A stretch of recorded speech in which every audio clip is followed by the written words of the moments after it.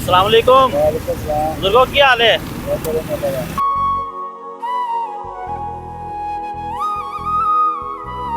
और बुजुर्गों सेहत भी ठीक है? बड़ा करम है लाला।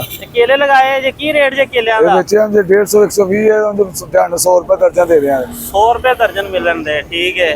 ते ਇਹ ਤਕਰੀਬਨ ਕਿੰਨੇ ਕੀ ਕਿੱਲੇ ਹੋਣ ਦੇ ਉੱਤੇ ਜਿਹੜੇ ਰਹਿ ਉਹਦੇ ਸਭ ਸਾਹਮਣੇ ਨੇ? ਇਹ ਕੋਈ 5 ਕੇ ਦਰਜਨ ਆਣੀਆਂ ਉੱਤੇ ਉੱਤੇ ਕਿਹੜੀਆਂ ਥੱਲੇ ਉਹ ਸਭ ਫਰਕ ਪਏ ਨੇ। 5 ਕੀ ਦਰਜਨ ਹੈ ਤੇ ਠੀਕ ਹੈ, ਗੁਜ਼ਾਰਾ ਠੀਕ ਹੋ ਜਾਂਦਾ ਹੈ। ਬੜਾ ਕਰਮ ਹੈ ਲਾਲਾ।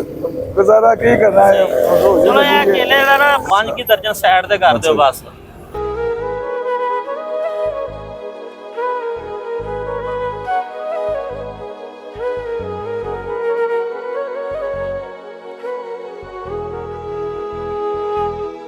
ਪੰਜ ਦਰਜਨ ਹੋ ਇਹ ਹੋ ਗਿਆ ਨਾ ਤਕਰੀਬਨ? ਹਾਂਜੀ 5 ਦਰਜਨਾਂ ਤੋਂ ਵੱਧ ਹੀ ਹੋਏਗਾ। ਠੀਕ ਹੋ ਗਿਆ।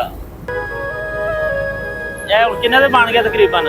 ਇਹ ਬਣ ਗਿਆ ਜੇ ਬਾਂਦੇ ਦੇ 120 ਲਾਈਏ 600 ਬਣਦਾ, ਤੁਸੀਂ 500 ਰੁਪਏ ਦੇ ਦਿਓ 5 ਦਰਜਨਾਂ ਦਾ। ਠੀਕ ਹੋ ਗਿਆ। ਚਲੋ ਜੀ ਠੀਕ ਹੈ ਬਜ਼ੁਰਗੋ, ਤੁਹਾਡੀ ਕੋ ਜਿਹੜਾ ਨਾ ਆਪਣਾ ਇਹ ਪੜ ਲਓ ਪੈਸੇ, ਕੋਈ ਪੈਸੇ ਨੇ ਦੇ ਵਿੱਚ ਇਹ ਜੇਬ ਵਿੱਚ ਪਾ ਲਓ। ਵੇਖਿਆ ਜਿਹੜੇ ਕੇਲੇ ਤੁਸੀਂ ਰੱਖੇ ਨੇ ਨਾ ਸਾਈਡ ਤੇ, ਦੁਬਾਰਾ ਆਪਣੀ ਜਗ੍ਹਾ ਤੇ ਰੱਖ ਲਓ ਇਹਨਾਂ ਨੂੰ, ठीक है। दोबारा फिर बेच के जो गुजारा कर लिया जे। ठीक हो गया, बड़ी मेहरबानी, शुक्रिया। नहीं यार रख लो तुसी, पैसे थोड़े ने। सलाम लै रहे। ठीक है बुजुर्गो, शुक्रिया, मेहरबानी।